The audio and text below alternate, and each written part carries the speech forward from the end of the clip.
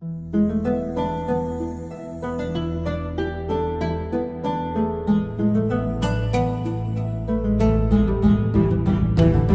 कायल है बस कर्मों का, सम्मान करे सब धर्मों का। वो साथी है मजदूरों का, वो साहस है मजबूरों का। हमदर्द जवानों का है वो, और दोस्त किसानों का है वो। इंसाफ है उसकी आंखों में, वो एक है सचमुच लाखों में। वो धूप में साया बनता है, अब उसके पीछे जनता है। 10 मार्च को चमकेगा तारा अपने उत्तर प्रदेश का। स्वागत है 10 मार्च को अखिलेश का। स्वागत है 10 मार्च को अखिलेश का। स्वागत है 10 मार्च को अखिलेश का। स्वागत है 10 मार्च को अखिलेश का।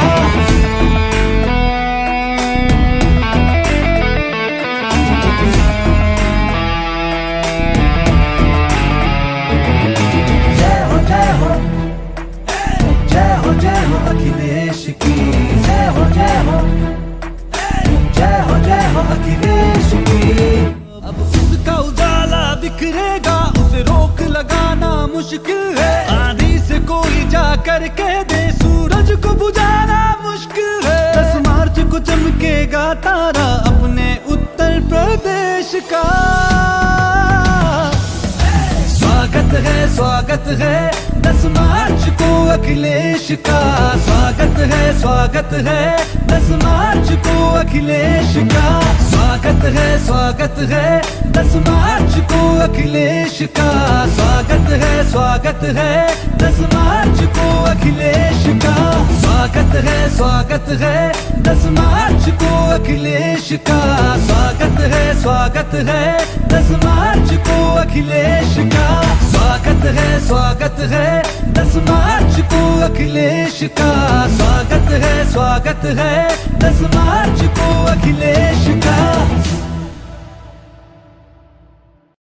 यूपी का ये जनादेश आ रहे हैं अखिलेश,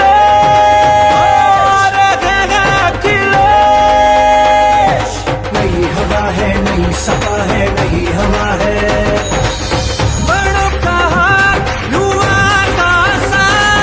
नई हवा है, नई सपा है, नई हवा है, नई सपा। 22 में बाइसिकल।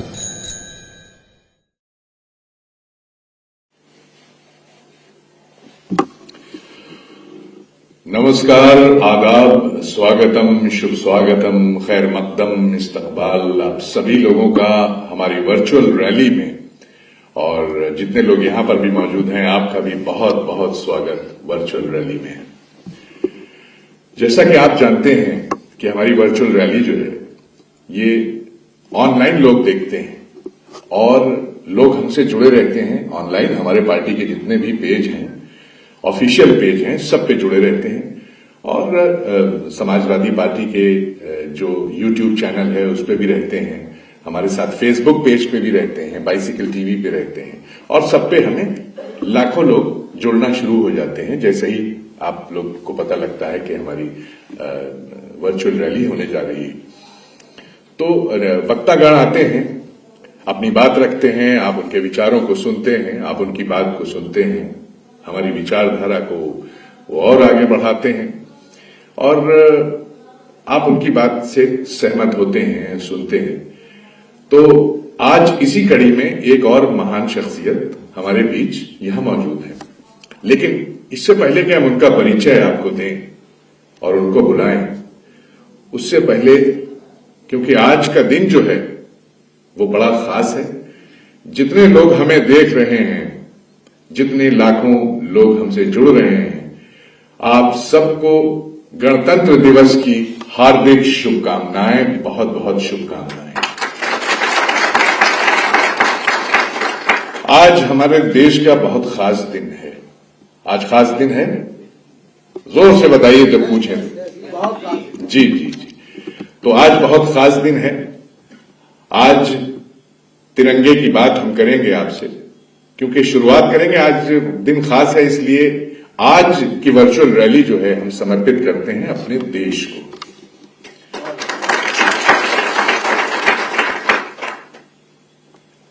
कुछ बातें आप तक पहुंचा रहा हूं, गौर से सुनिएगा, और चीज पसंद आए तो आप जानते हैं कि आपको क्या करना है।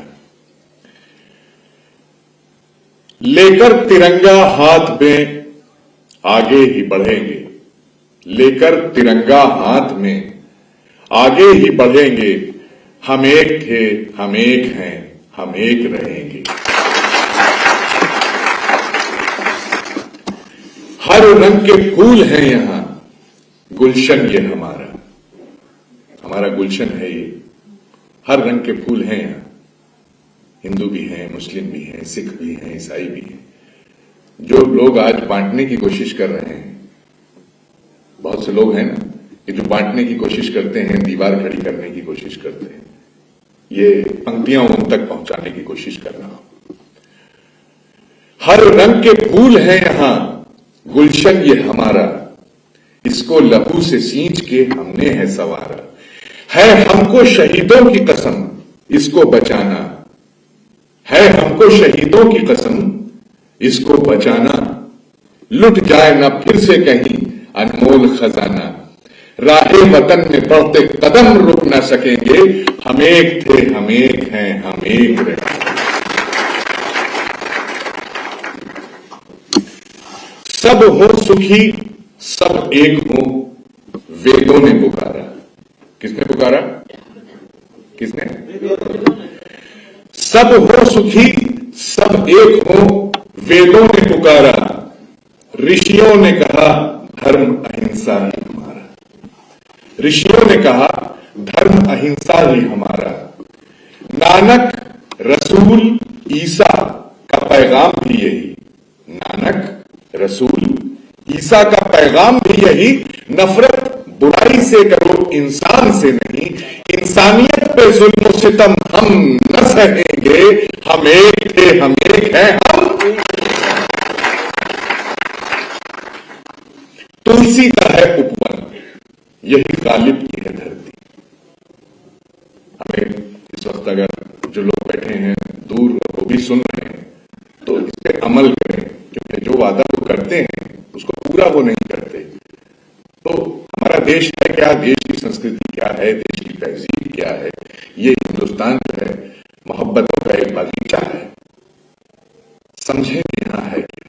तुलसी का है उपवन, तुलसी का है उपवन, यही गालिब की है धरती। रसखान के छंदों से छलकती हुई मस्ती, हरिदास के संगीत की रसधार बह रही। मीरा की मधुर वीणा की झनकार कह रही। दीवाने हम हैं प्रेम के, उल्फत न तजेंगे। हम एक थे, हम एक हैं, हम एक थे, हम एक हैं, हम। आज हमें पूरा यकीन है कि इन पंक्तियों को सुनकर के जो लोग झूठे वादे करते हैं, वो कोशिश करेंगे कि वो ऐसा आप न करें। फिलहाल गणतंत्र दिवस की हार्दिक शुभकामनाएं, खास दिन। और अब एक खास मेहमान हमारे अतिथि, और आज वो आपके रूबरू होने जा रहे हैं, इनका परिचय हम आपको दे देते हैं। आज श्री आर.के. चौधरी साहब हमारे बीच में हैं। आर.के. चौधरी साहब,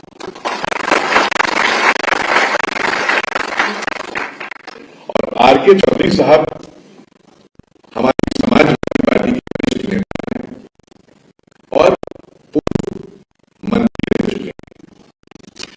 चौधरी साहब वंचित समाज के अधिकार के लिए जमीनी स्तर पर लंबे समय से काम कर रहे हैं। आप 4 बार एमएलए, कितनी बार, और 3 बार कैबिनेट मंत्री रहे गए। 4 बार एमएलए रहे, 4 बार कैबिनेट मंत्री रहे। समाज को जागरूक करने के लिए समय समय पर विशेष अभियान आप चलाते रहे। श्री राम के साथ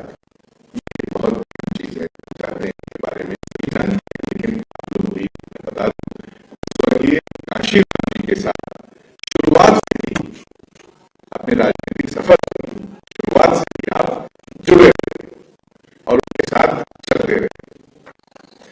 दल पिछड़ों और अल्पसंख्यक विरोधी भाजपा सरकार को सत्ता से भाव खींचने के लिए माननीय राष्ट्रीय अध्यक्ष जी के सामाजिक न्याय की लड़ाई में उनके हाथों को मजबूत करने के लिए आप समाजवादी पार्टी में कदम मिल रहे हैं।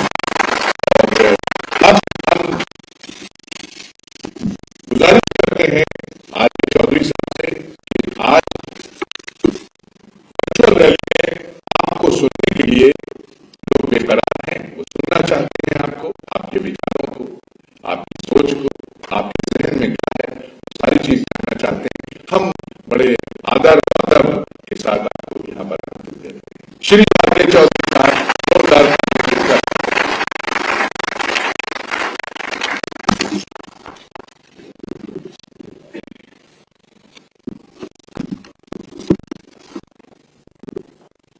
वर्चुअल रैली में आप जुड़े हैं। उत्तर प्रदेश के साथियों, आज गणतंत्र दिवस है। ऐसे मौके पर मैं आपको अपनी ओर से, पार्टी की ओर से बहुत बधाई देता हूं।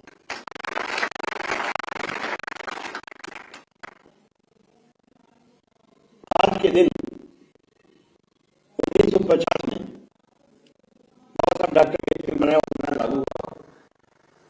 बड़ी बनाया और आज के मौके पे हम बाबा की बात न करें, संविधान की बात करें, तो लगता है अधूरी रह जाए। हम याद करते हैं उस समय की जिससे बाबा अम्बेडकर डरते थे, चीखते थे। सरकार देश में, प्रदेश में बीजेपी है, आरएसएस है, इसी से जीते थे बहुत। संविधान बनाया, आज के दिन लागू हुआ, लेकिन लागू होने के पहले जिन दिनों संविधान सभा में लंबी चर्चा हुई और 26 नवंबर 1950 को इसे अंगीकृत किया गया, अधिनियमित किया गया, किया गया, इन्हें अपनाया गया। लेकिन लंबे बहस के दौरान बाबा अम्बेडकर को दुखी रोटी कहना था, जिसमें बहस कर रहे थे संविधान सभा में बड़े बड़े नेता, संविधान सभा के सारे मेंबर इकट्ठा थे, बड़ा भाव था। बाबा अम्बेडकर एक आर्टिकल पढ़ते थे, डिस्कस करते थे उसके साइड बारे में, तो लोग वहां ताली देते थे। बाबा अम्बेडकर खुश तो थे, लेकिन हल्का से दुखी थे। उन्हें कहना पड़ा, ये संविधान हम बनाना चाहें, ये चाहे कितना भी अच्छा हो, यह भी इसे लागू करने वाले अच्छे नहीं होंगे तो अच्छा संविधान भी बुरा होगा, और यदि लागू करने वाले अच्छे होंगे तो ये संविधान अच्छा होगा।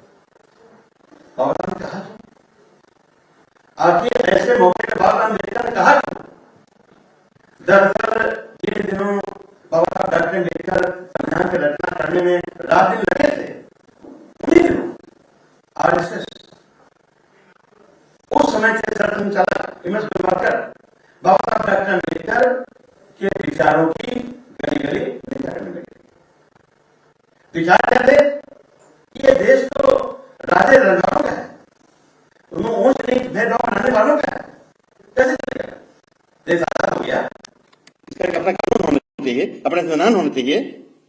दुनिया के तमाम देशों के संविधान को पढ़ा, निचोड़ रख दिया कि अब भारत में लोकतंत्र होना चाहिए।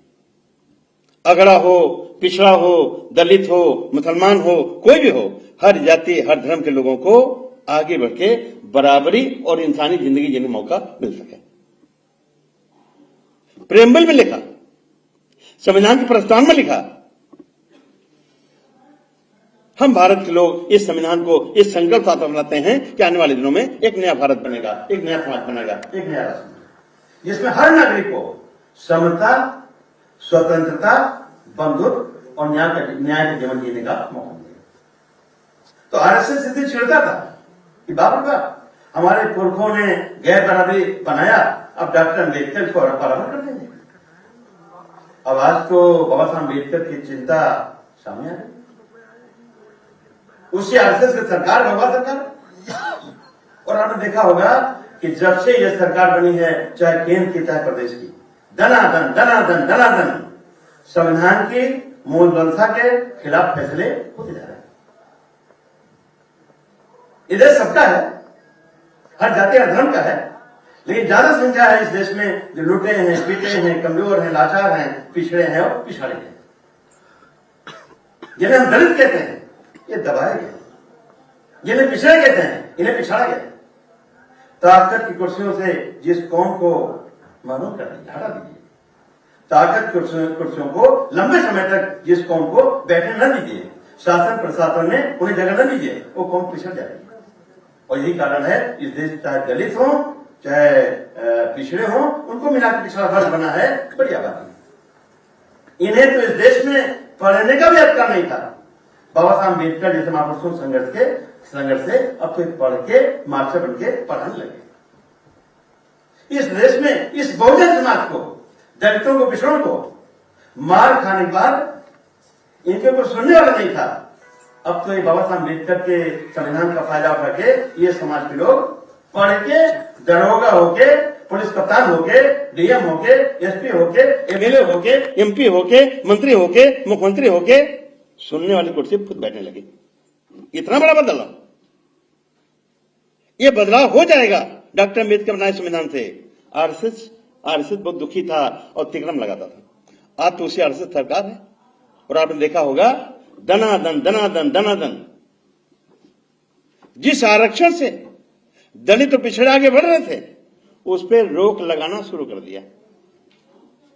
सुप्रीम कोर्ट को भी सहारा लिया। सुप्रीम कोर्ट को कहना पड़ा कि आरक्षण कोई आपका मौलिक अधिकार नहीं है, सरकार आरक्षण देने के लिए बाध्य नहीं है। अब सजग तो हो गए होंगे क्योंकि सुप्रीम कोर्ट का निर्देश आ गया। और साथ साथ इस देश के बड़े पैमाने पे जो सरकारी संस्थान थे, सरकारी विभाग थे, उसमें अडानी अंबानी जैसे उद्योगपति घुसने लगे। और यही सिलसिला चलता रहा। तान आने वाले 10 साल बाद, 15 साल बाद इस देश में रेलवे नहीं दिखाई पड़ेगा, क्योंकि रेलवे में अडानी रेल चल पड़ी, प्राइवेट सेक्टर घुस गया। वो एनजीसी, एनटीपीसी, जो पब्लिक सेक्टर के तमाम संस्थान थे जिसमें आरक्षण के नाते आज 23% दलित भर्ती होते थे नौकरियों में और 27% पिछड़े वर्ग के लोग भर्ती होते थे। उनका क्या होगा? क्योंकि प्राइवेट सेक्टर में आरक्षण है नहीं।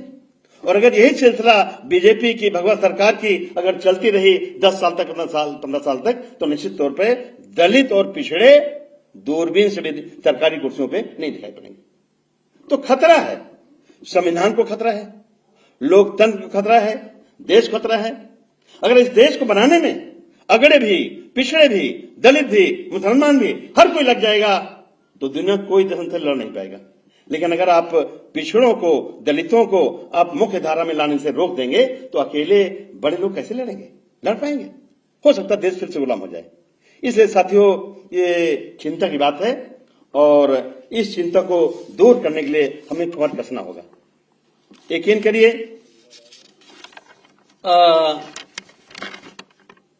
मैंने बताया कि आरक्षण खतरे में है, संविधान खतरे में है, सरकारी संस्थान तोड़े जा रहे हैं, पूंजीपतियों के हाथ बेचे जा रहे हैं।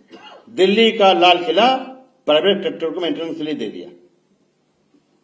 अडानी रेल चल पड़ी, ONGC, NTPC, BSNL, Indian oil, Hindustan petroleum, ये सब धीरे धीरे प्राइवेट सेक्टर में जा रहा है।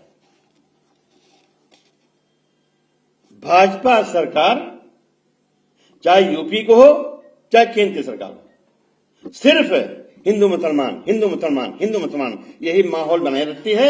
और इस देश में दलित हैं, पिछड़े में हैं, वो भी खुश रहते हैं। चलो हम हिंदू हैं, तुम हिंदू हैं, हम हिंदू हैं, तुम हिंदू हैं, मस्त रहते हैं। ये मस्ती तो छोड़ना पड़ेगा। हम हिंदू हैं, हम मुसलमान हैं, हमारा धर्म है, लेकिन सबसे बड़ा धर्म है इस देश को बनाने के लिए भारत का संविधान, वो हमारी पुस्तक है, वो ग्रंथ सबसे बड़ा है। हम जिस कौम पैदा हुए हैं, जिस धर्म को मानने वाले हैं, हम मानते रहे, लेकिन देश हमारा है, हम देश पैदा हुए हैं। अगर देश नहीं रहेगा, हम अकेले धर्म लेके क्या करेंगे?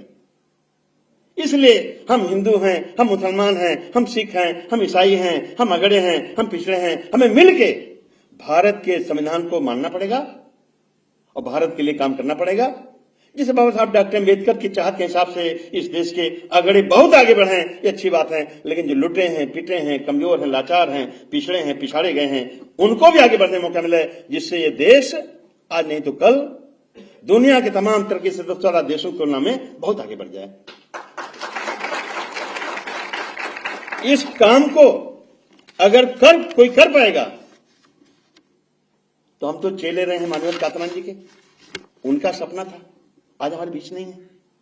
हम लोगों ने अपने टीम के साथ बड़ा सोच के समझ के, माननीय श्री अखिलेश यादव जो माननीय श्री मुलायम सिंह यादव जी के पुत्र हैं, पिछले बार महोदय रहे हैं 5 साल पहले, अच्छा काम किया है और अच्छा काम के साथ साथ अच्छी सोच है।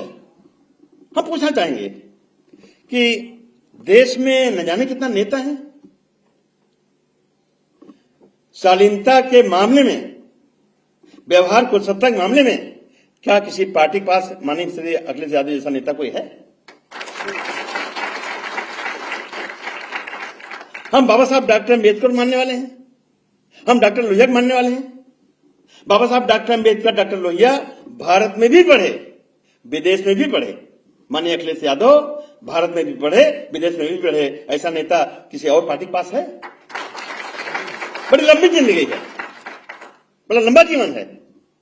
तो ऐसे नेता को समझ के, बूझ के, सुन के, विचार करके अपने टीम के साथ हम लोगों ने समाजवादी पार्टी में ज्वाइन किया है। वो हमारे नेता हैं। निश्चित तौर पर हम तो उनके उज्जवल भविष्य कामना करते हैं कि इस इलेक्शन में बहुमत सरकार बने और आने वाले दिनों में बढ़ते जाएं समाजवादी पार्टी पूरे देश के स्तर फैल जाए। और फिर जब नारा सामने है, जो नारा कभी हम लोग सामने लगाते थे मानवेंद्र कातरान जी कि जिसकी जितनी संख्या भारी उसकी उतनी हिस्सेदारी। कोई एक बार चलाएगा? कितना चलाएगा? कितना काम करेगा? हकीकत में माननीय अखिलेश यादव जी सही कहते हैं कि भाई हम तो चाहते हैं कि जनगणना हो जाए, पता लग जाए कौन कितना पानी में है, प्रत्येक जाति का आंकड़ा निकल आवे कि किसकी कितनी आबादी है। और फिर तो इस सामाजिक डाइवर्सिटी के आधार पे सरकारी नौकरी, प्राइवेट नौकरी, ठेकेदारी, पट्टेदारी, डीलर बनना, डिस्ट्रीब्यूटर बनना, इन ऑल रिस्पेक्ट हर मामले में आबादी के लिहाज से हर कौम को ताकत कुर्सियों पर बैठने मौका मिले, तब देश आगे बढ़ेगा। एक देश अमेरिका भी तो है, श्वेत अश्वेत वहां भी हैं, और वहां के अश्वेत मूल निवासी नहीं है, दक्षिण अफ्रीका से गए थे गुलामी करने के लिए, बेगारी करने के लिए, मजदूरी करने के लिए। उन्होंने 1967 तक संघर्ष किया और 1968 में वहां के राष्ट्रपति ने एक आयोग बैठाया जस्टिस कर्नल की अध्यक्षता में, आयोग ने रिपोर्ट दे दिया। उस रिपोर्ट को 10 महीना बाद उन्होंने एज इट इज लागू कर दिया और कहा कि हमारा देश खाली गोरे समाज के लोग चलाएंगे। अगर हमारे देश में काले समाज के लोग हैं, अश्वेत हैं, तो निश्चित तौर पे इस देश के शिक्षा, संपदा, संसाधनों में उन्हें भी उनके आबादी के लिहाज से भागीदारी मिलनी चाहिए।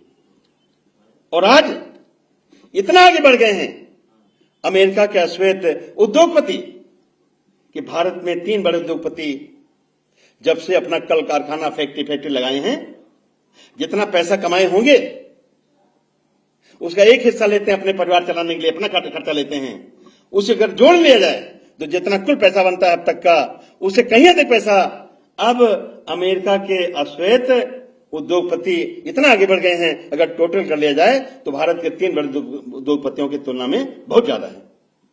लेकिन भारत में जातिवाद है, भेदभाव है, ऊंच नीच है, वर्ण व्यवस्था है। ये कब खत्म होगा? डॉक्टर लोहिया भी चाहते थे खत्म हो जाए, बाबा साहब डॉक्टर अम्बेडकर चाहते थे खत्म हो जाए। इसलिए साथियों बड़ा सोच के विचार किए, हमें काम करना है। और यकीन करिए सरकार बीजेपी की है, उत्तर प्रदेश में भी है और पूरे देश के भी है। किसान परेशान है, नौजवान बेरोजगार है, मजदूर, रेहड़ी पटरी दुकानदार, छोटे कारोबारी सब तबाह हैं और ये कहते हैं हम विश्वगुरु बनेंगे। पिछले कोरोना काल में एक ही दिन में, मई के महीने में, एक ही दिन में 4 लाख पार हो गए। कोरोना विश्वगुरु बन गए ना, कोरोना कंट्रोल नहीं कर पा रहे हैं। निश्चित तौर पे अगर देश की, प्रदेश की स्वास्थ्य व्यवस्था ठीक होती तो कोरोना कंट्रोल हो जाता, न कंट्रोल होता तो कम से कम इतना मौतें ना होती। योगी सरकार ये तक नहीं कर पाई कि कोरोना से ज्यादा लोग मरे, कब्रिस्तान कम पड़ गया, शमशान घाट कम पड़ गया, न जाने कितने लाशें लोग नदियों में फेंक के चले आए। पूरे देश में, पूरे प्रदेश में ऐसा कोई गांव नहीं बचा होगा, ऐसा कोई मोहल्ला नहीं बचा होगा जो कोरोना से पीड़ित न हुआ। बड़े पैमाने बुखार आए। अगर सरकारी अस्पताल कोई चला गया उस समय तो लौट घर नहीं आए। वो तो आप धन्यवाद दीजिए उनको जो कहते हैं ये झोला छाप डॉक्टर हैं, उनके यहाँ टिकिया के ले लिया और ठीक हो गए, अपने घर पे ठीक हो गए, लौट के आ गए। इसलिए साथियों सीधी बात है कि सरकार वही हो जो प्रदेश के जनता के दुख दर्द को समझे, उसके लिए काम करे। खाली ढोंग बनाने से काम नहीं चलेगा। हम हिंदू हैं, हम मुसलमान हैं, ये हमारा अपना काम है, हम किस धर्म को माने, हम तो मानते रहेंगे। लेकिन अगर हम सत्ता में हैं, अगर हम पॉलिटिकल लोग हैं तो निश्चित तौर पर हमें काम करना चाहिए। काम के बल होते समाज का दिल जीतना चाहिए, खाली हिंदू मुसलमान करते नहीं। यकीन करिए किसानों की आय दो गुनी कर देने का ऐलान था। कहां 2 गुनी हुई? योगी के छुट्टे जानवर किसानों खेत खा रहे हैं। और जब किसानों से बात करते हैं कि जो योगी के छुट्टे जानवर किसानों खेत खा रहे हैं, इसका हल क्या है? तो किसान कहता है कि साहब अगर योगी की सरकार चली जाए, सबक सरकार आ जाए तो हल अपने आप निकल आएगा। तो सीधी बात है। किसानों की फसल क्रय केंद्रों पे जो बेची जाती है, फसलों के का भुगतान 72 घंटे में किसानों खाते में पैसा पहुंच जाएगा। हवाई वादा, हवाई कहीं कुछ नहीं पता लगा। किसानों के संपूर्ण गन्ना का भुगतान का वादा संकल्प पत्र में लिख दिया। वादा हवा है भाई, पूरा करेंगे। कहां किया? महंगाई पूरे प्रदेश में है। हम देश तो नहीं देखे हैं लेकिन पूरे प्रदेश में है। महंगी बिजली, महंगा तेल, किसान विरोधी भाजपा खेल। महंगी बिजली, महंगा तेल, किसान विरोधी भाजपा खेल। साथियों सीधी बात है, हमारे चारों तरफ देश जो हैं गरीब हैं, छोटे छोटे हैं।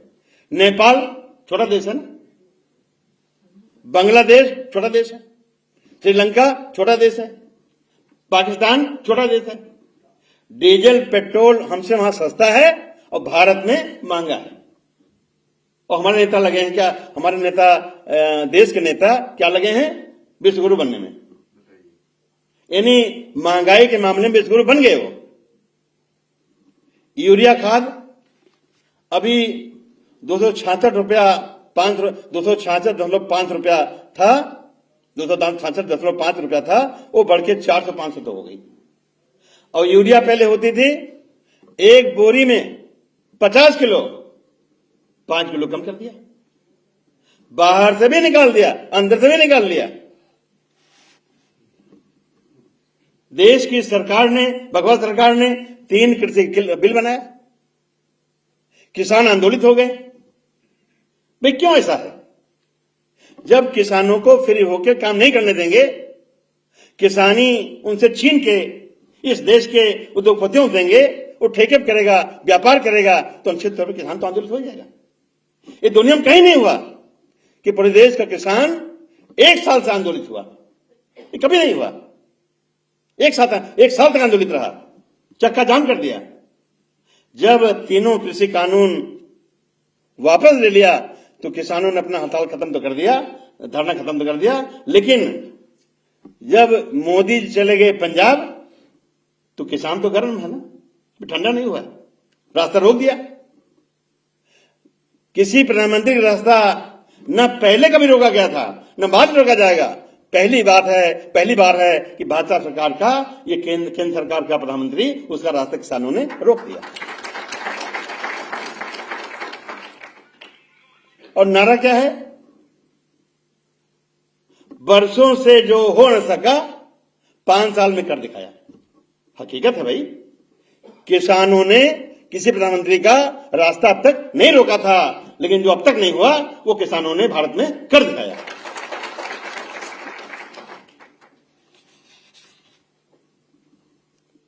भाजपा की सरकार चाहे दिल्ली के हो चाहे यूपी के हो, फेंको सरकार, बेचो सरकार, दनादन बेच रही है, ठोको सरकार।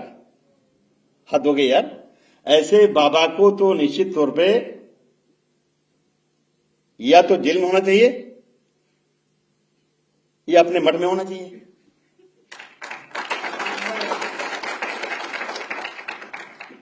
अरे राजनीति है, राजनीति में तो ऐसे चेहरे आने चाहिए जो इस देश की आम जनता के लिए काम करे, प्रदेश की आम जनता के लिए काम करे। ठोक दो, ये कोई भाषा है?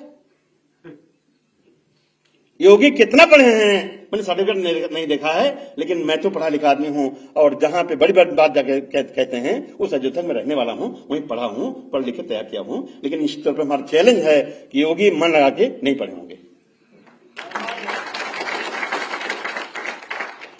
उनके मठ में क्या पढ़ाई होती नहीं जानता नहीं, और ये कारण है उनकी पार्टी ने व्यवस्था कर दिया, लौट के घर वहीं चले गए, अब वहीं कह रहे हैं लड़ेंगे, घर भेज दिया।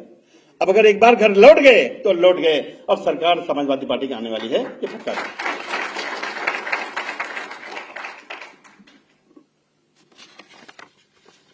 पूरे प्रदेश में इस समय दलितों पे, पिछड़े वर्ग पे, अल्पसंख्यकों पे इतना उत्पीड़न होने रहा है, जातीय आधार पर उत्पीड़न इसके पहले कभी इस धरती पे नहीं हुआ था। लोग दुखी हैं।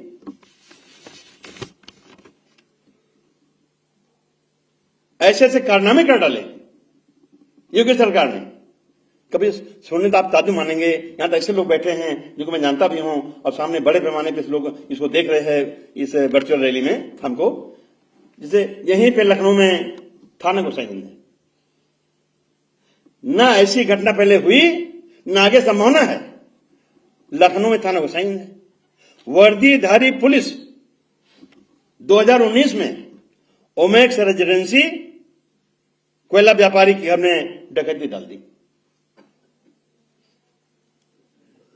और उसके नंबर 2 के पैसा की चेकिंग करने गए थे। तय यह था कि पैसा ले लेंगे, कुछ जमा कर देंगे, ज्यादा गायब कर देंगे, और पकड़े गए यशो गोसाईगंज, और 2 एसआई पकड़े गए और लोग पकड़े गए। ये तो लखनऊ घटना है 2019 की ये 20 अप्रैल 2019 में ये हिंदुस्तान अखबार निकला था। देवरिया में जो गोरखपुर के बगल है, मां विंध्यवासिनी महिला प्रशिक्षण एवं सेवा संस्थान, मां विंध्यवासिनी महिला प्रशिक्षण एवं सेवा संस्थान, बालिका संरक्षण गृह यौन शोषण का बड़ा अड्डा बन गया। यौन शोषण का बड़ा अड्डा इसी कार्यकाल में, यौन शोषण का बड़ा असर वहीं बड़ा अड्डा बन गया, और संचालिका, उसके पति और बहू सब जेल भेज दिए गए। कहां बालिका संरक्षण गृह और कहां यौन शोषण का अड्डा बना। ना कभी पहले हुआ था, ना आगे होगा। अगर हुआ तो योगी सरकार में हुआ। वर्षों में जो हो न सका वो 5 साल में कर सका। अजीबोगरीब। जिस तरह से छुट्टा जानवर पूरे प्रदेश के किसानों के खेत में चर रहे हैं, तो पहले हुआ था? पहले कभी नहीं हुआ था। मैंने भी कहा कि किसान कहता है कि अभी इलेक्शन हो जाए, इलेक्शन हो रहा है, योगी हट जाएं, खेतों की समस्या, किसानों की समस्या अपने आप हल हो जाएगी। किसान बर्बाद हुआ है इस कार्यकाल में। दलित उत्पीड़न में, प्रदेश में दलित उत्पीड़न में इस समय यूपी टॉप पे है। देश में जो दलित उत्पीड़न हुए हैं उसमें यूपी नंबर 1 पे है। ये रिपोर्ट हमारी नहीं है, बल्कि एनसीआरबी की रिपोर्ट है, हमारी रिपोर्ट नहीं है। यूपी टॉप पे है।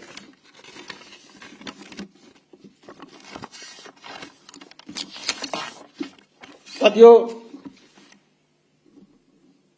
अब अगर प्रदेश को ठीक करना है तो हर हालत में हमें आपको मिलकर भाजपा सरकार को हटाना है और माननीय अखिलेश यादव सरकार को बनाना है।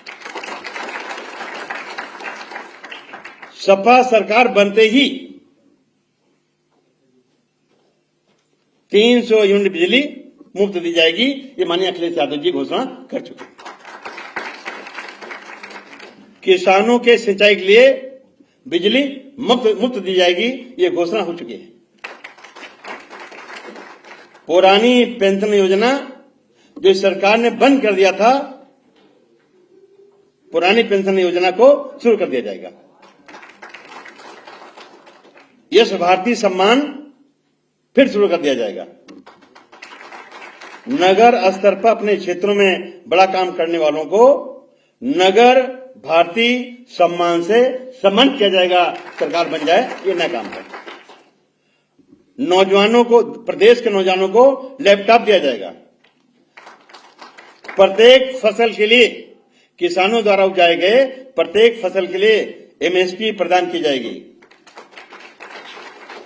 गन्ना किसानों के लिए खुशखबरी है, आने वाले दिनों में 15 दिन में गन्ना किसानों को भुगतान कर दिया जाएगा। इसके लिए फार्मर रिवॉल्विंग फंड भी बनाया जाएगा। ये पहले कभी नहीं हुआ। किसानों को मुफ्त लोन दिया जाएगा। समाजवादी पेंशन योजना लागू थी, रोक दी गई, इसको फिर से शुरू कर दिया जाएगा। और साथ साथ जो पेंशनें मिल रही थी, आती तो है नहीं, रेट था 500 रुपया, अब उसको 500 पर मंथ से बढ़ा के 1500 कर दिया जाएगा। यानी हर ऐसे पेंशन योजना में लाभ लेने वाले को एक साल में 18,000 रुपया दिया जाएगा। बीपीएल परिवारों को दिया जाएगा। 2012-2017 तक हमने मतलब पार्टी द्वारा चलाया गया था, सरकार द्वारा चलाया गया था। 15 लाख परिवारों को समाजवादी पेंशन दी गई थी। बीमा एवं पेंशन की व्यवस्था की जाएगी।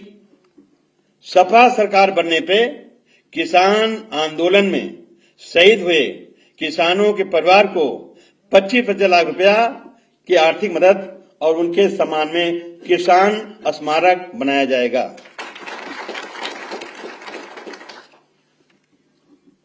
सांड से हमले में मारे जाने वाले लोग वो लोग मरे हैं ना, योगी के सांडों के हमलों से जो किसान मरे हैं, खत्म हुए हैं, शहीद हुए हैं, उनमें अधिकतर ग्रामीण किसान होते हैं।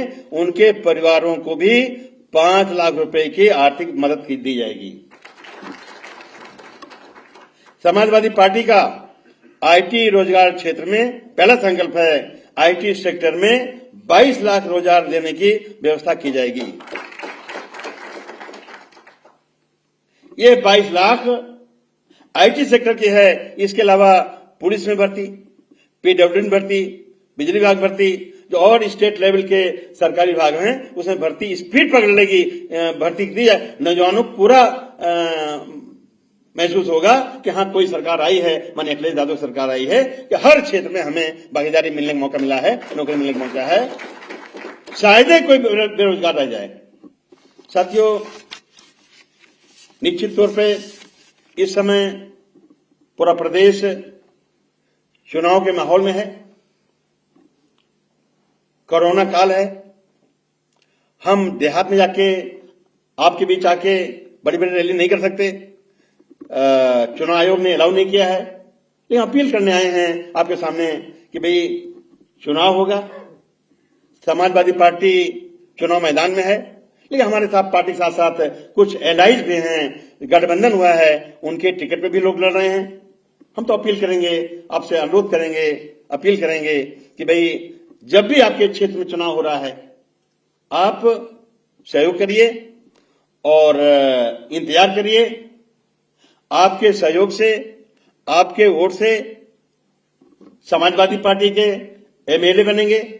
अधिकतर हमारे जो एलाइज हैं, समझौता में जिनको सीट मिली है, उनके लोग आएंगे। मिलजुल के उत्तर प्रदेश में फिर से दोबारा हम लोग बहुमत की सरकार बनाएंगे। माननीय अखिलेश यादव जी उत्तर प्रदेश सरकार के मुख्यमंत्री होंगे, उन्हें काम करने मौका मिलेगा। पहले भी काम किया है, अभूतपूर्व काम किया है, किसी और मुख्यमंत्री ने इतना अभूतपूर्व काम नहीं किया था। मैंने पहले कहा आपसे कि उनका ऐसा शालीन चेहरा है, आज तक किसी डांटे नहीं होंगे। पढ़ाई में, लिखाई में, बात में, चीत में, समझने में, चाहे अगड़ा हो, चाहे पिछड़ा हो, चाहे दलित हो, चाहे मुसलमान हो, कोई भी हो, सबको सम्मान देते हैं। सबको साथ लेके चलने की उनके अंदर प्रतिभा है।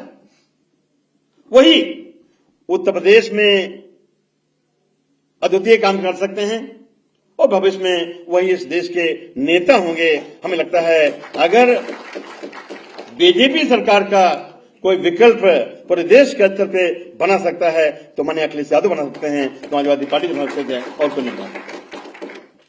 इसलिए हम चाहते हैं कि आप भी थोड़ा हाथ लगाइए। माताओं से, बहनों से, बुजुर्गों से, वोटर लिस्ट में नाम हो ऐसे नौजवानों से अपील है कि आप खुद अपने बलबूते तैयार हो जाएं, मन बनावें। मन तो आधा ज्यादा बना चुके हैं, लेकिन फिर भी मेरी अपील है कि आइए इस मौके का फायदा उठावें और बीजेपी सरकार को उखाड़ फेंकें और भविष्य में आने वाले दिनों में सपा की सरकार बनावें। पहले उत्तर प्रदेश बनावें तो पूरे देश बनावें, जिससे अमन चैन कायम हो सके, अमन चैन पूरे प्रदेश में कायम हो सके, पूरे देश में कायम हो सके। हर वर्ग को, हर जाति को, हर धर्म के मानने वालों को सम्मान मिले और बाबा साहब डॉक्टर अम्बेडकर के विचारों के आधार पर इस देश में अगड़े, पिछड़े, दलित, मुसलमान को आगे बढ़ने का मौका मिले। डॉक्टर अम्बेडकर के सपनों को पूरा करने का मौका मिले, डॉक्टर लोहिया के सपनों का भारत बन सके, ये आप सब आशा करते हुए, अभी विश्वास करते हुए मैं आपसे विदा लेता हूं। आशा करते हैं कि आप बलबूते सरकार बनेगी, माननीय अखिलेश यादव के नेतृत्व में प्रदेश के लिए काम करने का मौका मिलेगा। इसी आशा और अपील के साथ आपसे विदा लेते हैं। बहुत बहुत धन्यवाद। यूपी का ये जनादेश आ रहे हैं अखिलेश, आ रहे हैं अखिलेश। नई हवा है, नई सपा है, नई हवा है।